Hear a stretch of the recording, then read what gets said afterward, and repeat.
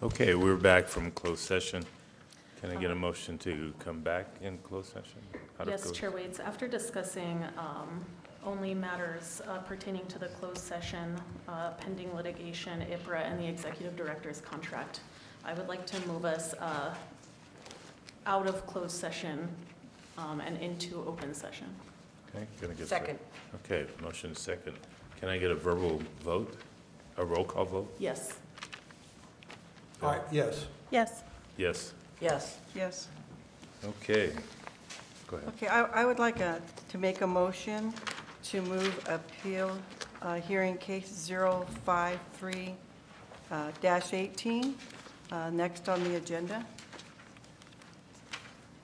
I second. It's been motion and a second that we adjust the agenda and move item let's see, item 9, is it not 13? Item 18. 13. 13, 053-18. All in favor? Aye. Aye. All right. Okay, all righty. Okay. Katrina, there's a folder behind you. Could you bring that to me, please? Okay.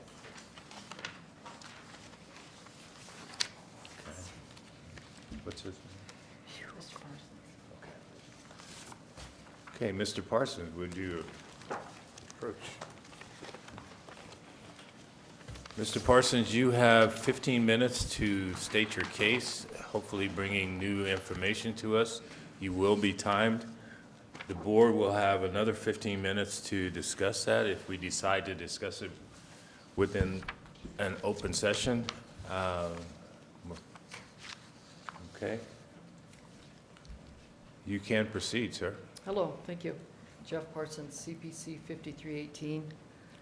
Thank you for your help.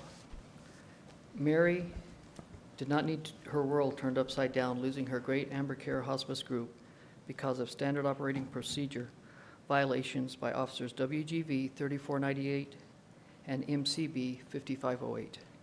Officers also violated written hospice directives for Mary, also overruling Mary's medical nurse on scene 3 hours before police arrived. Mary was in no danger. Mary lost her trusted doctors, nurses, chaplain, and social worker. Officers violated SOP 219.7 K and F, page 4, 219.5A, page 8, 219.7 6, page 10, 219.7A, 1 and 2, 219.6B, page 11, and 425.4 A, B, 1, 2, and 3, page 5, plus about 20 more. Please see attachments. Mary was in no mental condition to make decisions for herself. Officer 3498 contradicted himself 3 times in police report, lines 7 through 12, lines 18 and 19, lines 27 and 28, on Mary's mental condition. Please see attachment. It was also 16 days before approving officer SV 2696 signed this police report. Why? 216 policy violation. 216.1. Police report was not efficient nor reliable. 14 mistakes. I am meeting tremendous resistance from the CPOA office and have since day one. The preponderance of evidence is overwhelming that APD officers had no idea what to do in a hospice situation. As the 50 examples in my appeal showed, Mary's Amber Care hospice written directives were violated. Hospice medical staff were on scene 3 hours before APD arrived. And Officer 3498 overruled hospice staff that Mary not be transported to hospital. Despite my 20 requests for officers to call Lori, Mary's hospice supervisor, and the actual request of Lori to talk to APD was rejected by Officer 5508. Lori said yes to talk to the police. These officers violated many SOPs. Police report contains 14 mistakes, lies, and slander. Contrary to the CPOA findings, page 5, the 14 mistakes were not de minimis errors. These only expose the misfeasance and incompetence of officers 3498 and 5508. How many mistakes does it take, according to Director Harness, to affect the outcome of a police call? All 14 mistakes and SOP violations did affect Mary's life and mine. The CPOA has violated many policies and procedures and codes of ordinances as shown in the findings. This process has not been impartial, independent, or fair. The bias is glaring every step of the way, including the mayor's office, chief's office, and city attorney's office. Please see call logs. Mary had only been home 3 days from 2 strokes and 60 days hospitals and rehabs. APD took unverified allegations from an unreliable source over the phone 2,000 miles away. Megan, the 911 caller, is a victim of domestic violence and post-traumatic stress disorder. APD did not question or vet Megan on eyewitness account or firsthand knowledge. This was an abuse of power and use of force. APD came into a hospice situation like a herd of elephants, violating Mary's hospice written directives, overruling hospice staff. APD did not inform me of the allegations against me, all false. Mary was an Amber Care patient when she was still in Genesis Bear Canyon Rehab for 45 days. In the police report, 3498 wrote, occurrence dates of 11/12 through 11/19 for abuse. Mary was still in the rehab until 11/16. Please see police report. Megan had not seen her grandmother for 1.5 years, yet I, the 40-year caregiver of my mom, was detained and presumed guilty, and not one question from Albuquerque Fire Department or Albuquerque Ambulance was addressed to me because I was being detained by Officer 5508. Rusty, hospice nurse, was with Mary for 3 hours Saturday the 18th when Mom was in a mini-stroke, TIA, all day. Sunday the 19th, Mary woke up incoherent, confused, and paranoid when Megan was talking to Mary on the phone. Lori, Mary's hospice supervisor, gave me her cell number and requested APD call her upon their arrival. Despite my 20 requests for APD to call Lori, they would not. When I begged my way back into my home, Officer 3498 ordered me to sit on the couch. This also contradicts the CPOA findings. I then asked my sister to bring me Lori's number. Officer 5508 intercepted Lori's number and did not want me to contact Lori. Please watch 5508 lapel video. I offered the phone to Officer MCB 5508 when Lori said yes to talk to the police. 5508 refused to talk to Lori, saying, quote, I'm not primary officer. She would have to talk to our primary officer. Please see page 40 and watch lapel video. Officers violated 219-976-6.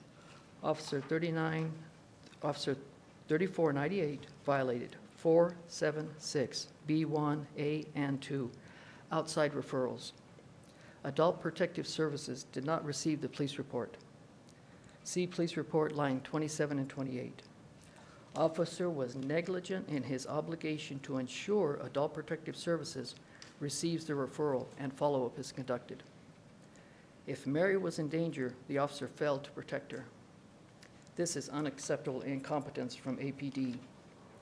4 times in my 416 interview with CPOA investigator Diane McDermott, Diane stated, quote, Lori said she did not need to speak to officers. Please listen to interview CD and see attachment of written records, pages 27, 28, 29, 33, and 34. Diane completely omitted Lori saying yes. CPOA Director Ed Harness also omitted Lori saying yes during the November 8th POB meeting. Please watch DVD recording. These omissions expose the bias of the CPOA process. Albuquerque Code of Ordinances, Part 1, CPOA 9412, purpose A and C were not fulfilled. Please see attachment. Also, 9416, CPOA Administrative Office was not done. Also, there were many things that were not followed in the Civilian Police Oversight Agency policies and procedures. Please see attachment. I requested through IPRA complaints on officers, 693 pages, $346.50. 3498 has 6 complaints. 5508 has 2 complaints. My complaint was missing vital pages I requested through IPRA. I have yet to receive those. Ed did mail me my notification page later, It was not included in the complaints. My complaint was missing many pages. Diane McDermott's statements are totally opposite of the way the hospice situation was conducted by APD officers. Diane stated, quote, "In general, officers just want to talk to people at the scene. They don't really care what someone has to say over the phone." Continuing, "Well, that's why they wouldn't want to talk to Lori." Please see written record, page 99, attachment, and listen to CD. Yet Officer 3498 refused to interview me, stating, quote, "We have another family member on the phone," end quote. The officer asked Megan's advice, quote, "What do we want to do?" End quote. Please watch unredacted lapel video of 3498. Yet officers refused 20 requests to call Lori and rejected Lori's request to talk to police. Lori said yes. Yet Megan was making medical decisions for my mother over the phone 2,000 miles away. Please see police report lines 11 and 12. This complaint is now about 2,300 pages, 7 agencies and 3 city councilors, and around 50 IPRA requests. I will be filing more Monday, about 8 more. All this could have been avoided if officers had followed SOPs and used common sense. The misfeasance and incompetency of the officers is unacceptable. Hair color is wrong on police report. 1 of 14 mistakes, lies, and slander. No wonder officers violated about 35 SOPs in this hospice situation. Please see CPOA findings, page 2 and 3. These pages are full of contradictions and lies. Officer WGV 3498 overruled Amber Care medical nurse. Mary lost her great Amber Care hospice service.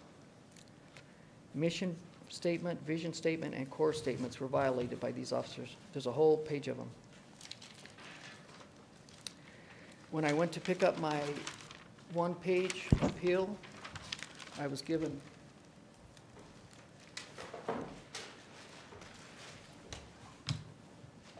about 400 pages of my own submitted complaint. I called Director Harness. "Why did you do that?" Ed said something to the effect, "You would be requesting that information eventually." And right now, I'm trying to get the original receipt that I signed, and Katrina's working on that for me. She sent me one. It was not the document I signed. I want the original. This is the Amber Care written directives. This patient is on Amber Care hospice. Do not call 911 unless patient is in full code. Call Amber Care. Please contact Amber Care prior to arranging any changes. Examples, ambulance transport. Failure to notify hospice of changes in care could result in patient liability for billing. Please contact and inform Amber Care hospice immediately regarding any significant changes in condition, status, or health. Camila Armijo was her doctor, and her comfort meds are on the back. This wasn't handled properly whatsoever. Chelsea's good. Are you done? All for now. Okay, thank you. Do we have any questions for? I think next. I'm one, but procedurally next, should we ask if there's anyone from APD to present? I don't think so, but, it's part of the procedure. Yeah. Right? Okay, we can do that, but I was wondering if you all had any other comments before I do that. Is there anyone from APD? No, okay. So we'll proceed with our comments and discussions Chair Waits? with him. I'm not trying to suggest we can't ask questions, but I do think that we are, the agenda is for us to deliberate in closed session. So I think asking questions and then doing the deliberation, is that what everyone's imagining? I just want to make sure we're on the same page, and I want to know what's happening. You are correct. Okay. All righty. Chair- Before we go into the closed session, Chair. I need to ask if there's any, Chair Waits, next is the opportunity for the CPOA to respond. Well, okay, and that, we can do that in a public forum. Okay. What was your name, sir? I'm sorry. Jeff, Jeff thank you. Parsons. Parsons. Jeff Parsons. May I ask a question? Before, yeah, hold on. Before we have the CPOA, we need to dismiss him. No? Okay. Okay. Since he's up here, this is the format. Okay. Well, yeah, I threw everything in my bag in this place. Okay. Do I use my copy?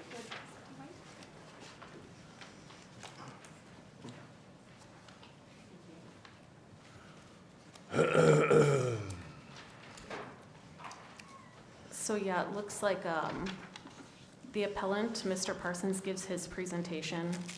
APD, IA, and CPOA shall be given 10 minutes each to present their side. So we only have the CPOA, I think. Then the police officers, then the appellant is given 5 more minutes to close, to conclude their presentation. And then, once it comes to us for deliberation, that's when we may ask questions. Yeah, no problem. Okay, Mr. Harness. Chair Waits, honorable board, in order to prepare for this hearing, I reviewed the reports, the on-body recording device, Mr. Parsons' submitted materials, Mr. Parsons' interview conducted by CPOA, and I spoke with the CPOA investigator. Officers were sent to a family dispute based upon a call from Mary Parsons' granddaughter, who was concerned because Mary was agitated and describing that she was having troubles with the male occupant of the house, who was Jeff Parsons. Upon arrival, Mr. Parsons was asked to step outside, and one officer stood by him while another officer went inside and spoke with Mary Parsons. The officer, speaking with Mary Parsons, determined that it was appropriate that she go to the hospital because those were her wishes. In his interview with the CPOA investigator, Mr. Parsons acknowledged that if the officers hadn't called for an ambulance, and if Mary asked her to go to the hospital in an ambulance, he would not have stood in her way, that he would have done that as well. So whether she went to the hospital in an ambulance because the police were there, or whether it was at her request and he facilitated it, it was his contention during that interview that she would go to the hospital. And that is all that happened in this case. This is a very simple case. The officers responded. They determined that there was no crime being committed. Mr. Parsons was not detained.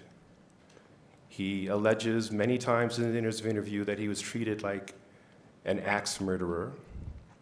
Officers did not draw their weapons. Officers did not put him in handcuffs. Officers did not take him and put him in the back of a squad car. He was allowed in the residence to monitor what took place. Mrs. Parsons wanted to go to the hospital. The officers called for an ambulance. The ambulance came. The EMT personnel evaluated her, and she went to the hospital. There was the hospice on the phone during the time the officers were there.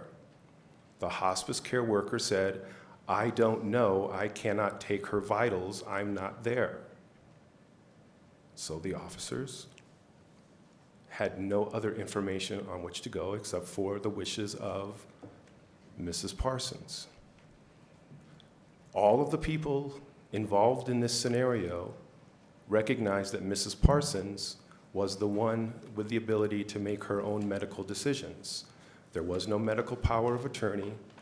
There were no other provisions. Yes, there were hospice care instructions. The officers did not call 911. That was done by someone else. Officers responded to a priority 2 call. They went, they assessed, they granted the wishes of Mrs. Parsons, they filled out their reports, and they left. There are no SOP violations here. Imagine the opposite. Had they not done anything and something happened to Mrs. Parsons, what are officers to do? She asked to go to the hospital. She went to the hospital. As far as the customer service issues with the hospice care, that's not the responsibility of the officers. So the circumstances are unfortunate, but there are no SOP violations, and I'll leave it at that. Okay, so now it's, Mr. Parsons gets 5 minutes to close if he so wishes, and then we can ask questions, and then we can move into closed session. Mr. Parsons? Lori did not say that. Say again? Lori did not say that she was not there to take the vitals. The hospice nurse and the social worker were there 3 hours before APD arrived, helping Mary. No food, no water, no metformin Saturday. She stared at the ceiling all day. She came out of it about 7 o'clock Saturday night, 6:45. My sister spent the day with her. I called my sister up when I got home. She had left when I got home. I let her talk to Mom. Mom had about 3 bites of food that night. No metformin, no water, no food. And Sunday morning, she woke up confused, paranoid, irrational. Said, Mom, let's get you some chicken broth, some food so you can take your metformin. No, I don't want anything. And I put the phone on her chest to talk to Megan. I was doing chores, come in, check on Mom. I came in, found out Megan had called the cops. She snapped there was no domestic incident. It was in the mind of Megan. Her and the baby stayed with Mom and I for 9 months. I was the safety monitor for about the 2 or 3 year old baby at that time. And as soon as I found out the police were on the way, I called Lori. I said, Lori, get me some backup over here. The police are on the way. I've done nothing wrong. And she sent, I think it was Jessica, the hospice nurse, and Francisco, the social worker. They were there 3 hours trying to get Mom out of her paranoid condition. When Officer 3498 walked in Mom's room, I want 4 officers. Excuse me. We only got I have a 2. question for you. The original reason that the police were there was because of a domestic violence complaint or claim, correct? Over the phone, 2,000 miles away. Why didn't the No, officers? no, no. I just answered my question. Was that the original reason that they were there? Was it for? Okay, thank you. Domestic incident. Okay. Why didn't the officer say, Megan, how do you know this? When's the last time you saw your grandmother? A year and a half ago, you're 2,000 miles away. How do you know these false allegations? They were all false. Why didn't they, where's your eyewitness account? Where's your firsthand knowledge? Jeff, here's what your niece said about you, 5 false allegations. Not one of them true. I could not defend myself not being informed of the allegations. This was not handled properly. Okay. Any other questions? I can, if I have time, I can go over the SOPs. No. You have 3 minutes technically. Off, Oh. 219.7, officers where possible should gather information, attempt to find out the nature of the crisis, the individual, request professional assistance if available. Lori could have called them, if they had talked to Lori, hey, we had Rusty out there yesterday, 3 hours, he's taking good care of his mom. I got my nurse and social worker out there 3 hours today. Mary was in no danger. Officers will complete a CIT contact sheet. 219, 425, all officers who respond to domestic disturbance calls must familiarize themselves. Immediately call for an assistance from enhanced crisis intervention trained officer. Specially trained, recognizing behavioral issues when responding to an incident, officers should consider whether any person be in behavioral health crisis. Only a trained the police report, the officer said, I turned the police report in to Adult Protective Services. It's his responsibility to follow through and make sure that gets to him. That is definitely 476A1 and 2, I think. I can't find it here. There is many SOP violations, absolutely, without a doubt.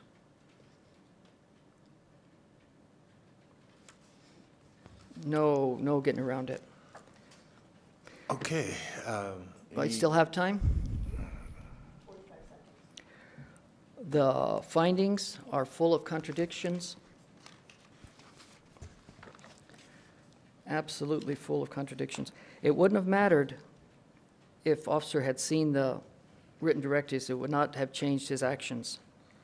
He bulldozed over the, Mary was a patient of Amber Care Hospice Care, and both of them said, we don't recommend Mary be transported to the hospital. That's why she's on hospice. Doctor, nurses, prescription, aides. Mom was in no mental condition to make decisions for herself, and that was very obvious the second the officer walked into the room.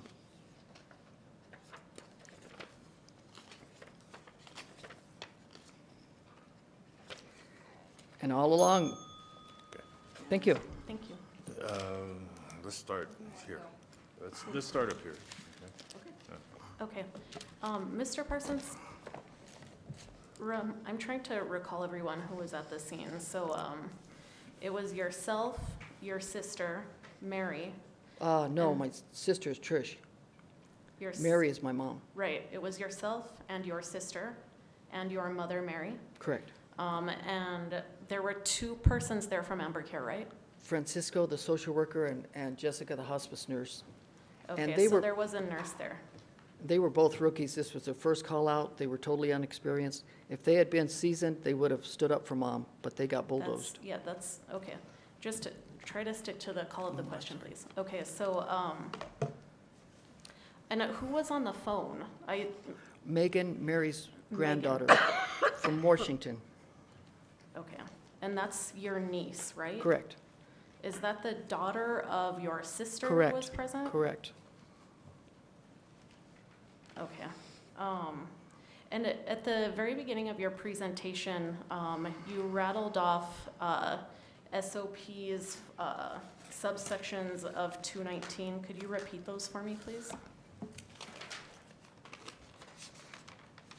219.7, F and K, page 4. 219.5A, page 8. Just go slowly, please. 5A, page 8.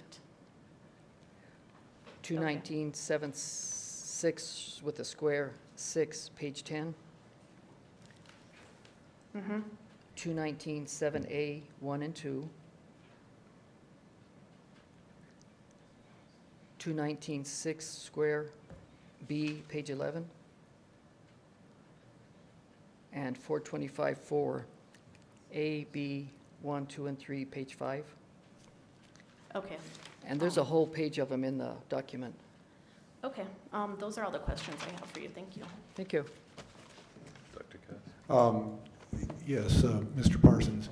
What, what is it that you're hoping that this board will do in your case? What are you looking for as a result from our deliberations tonight? I would like to see the next family not be trampled on like Mom and I were, for one.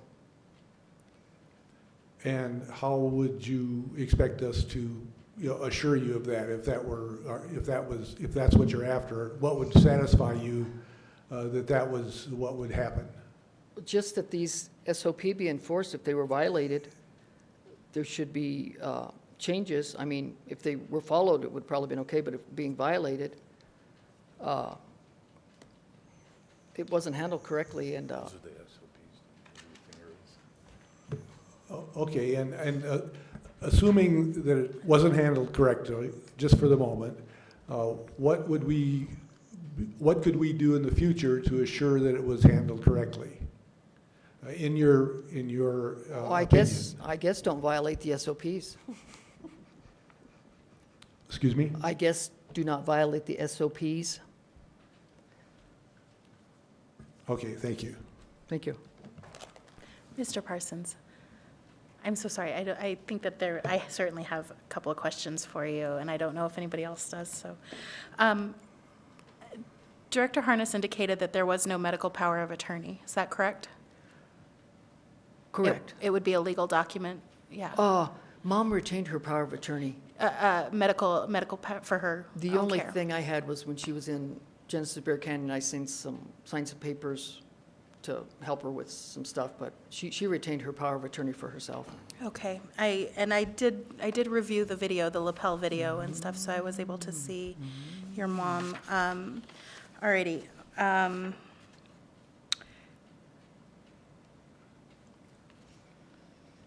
Director Harness, do you know if a CIT contact sheet was needed, and if so, was it done? Chair Waite, excuse me, Chair Waite's Vice Chair Galloway. I don't believe a CIT sheet is necessary in this case because Mary was not a harm to herself or others, which is what is the applicable standard for 219. Okay. And then, do you know if a report was filed with Adult Protective Services?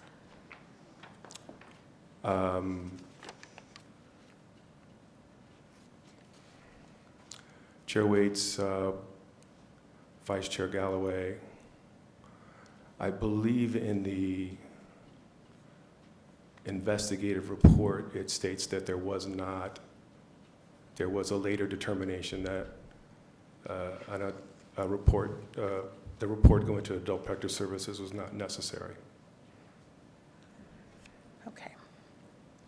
So, oh, hi, Diane. Yeah, thank you. If you've got, Mr. Parsons, don't step away, because everyone's gonna maybe ask questions. I'm Diane McDermott, the investigator of this case. I just want to make a quick thing about that. The officer forwarded the report to Adult Protective Services, but there isn't a formal tracking, so he inter-officed it as best as he recalled. So that's all I know about it, but just to let you know that. and is it incumbent upon the officer to follow that through? Each Per the case is SOP? going to be different, but per SOP, there isn't anything that says you'll do exactly this or that. It does depend on the case. There are some situations in which the SOP would be more specific about what the follow-up is, but in this case, it didn't fall under that criteria, if that makes sense. So it's kind of a case-by-case basis. Okay. All right, I think that's all I have. Okay. Any other questions? I have a I'm question. sorry, Joanne. Hello. So if I understand the basic pieces of this puzzle, your niece called the police department and said there was a domestic situation between you and your mom. Is that what she said? Okay, Apparently. and that's what the police heard. Okay, so they come to your house. They separate, it would be standard procedure, I would assume, in a claimed domestic violence to separate out the people who are engaged with each other, at least by allegation. And so that would account for you not being with your mom. And in addition, your mom, according to everything I read, asked to be transported. And since there was no power of attorney, they decided to follow her wishes. So that's and I understand that you think that hospice rules or hospice suggestions should have been followed, but understand, at least as far as I understand, the police department doesn't have to follow that. They have their own rules that they follow. And you're claiming that they broke their own rules. I don't see how they did that myself, but I wondered if you could help me see something I'm not seeing. Mary's mental condition, she was not capable of making decisions for herself, for one thing. That's your opinion, right? It's clear on the video. She hadn't been making any sense all morning and irrational, paranoid, confused, combative. Okay, I don't have any more questions. I don't have any questions. Okay. As far as just the procedure goes, why are we moving into a closed session for this? We don't have to. We It's don't, our right? option. Okay, okay, just Yeah. curious. It's how it is on the agenda, and I think Oh, it is would it? Okay. be good for us to have a conversation about it. I would feel better about that.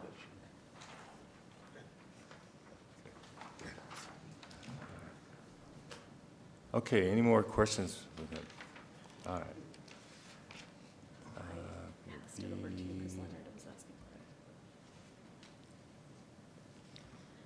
So I think we would be ready to move into Okay. deliberations, right, Chair Waits? Yeah, we can do, our agenda, we're setting that we are going to closed session. Do we want to go to closed session as a majority? Okay. I'd like to. I would move that we go into closed session for deliberation on the appeal. It's been motioned that we go into closed session. Can I get a second? I'll second. Okay, all in favor? We'll go with the verbal, Yes? Yes. Yes. yes. Yes. Yes. Okay, we are in closed session. Thank you.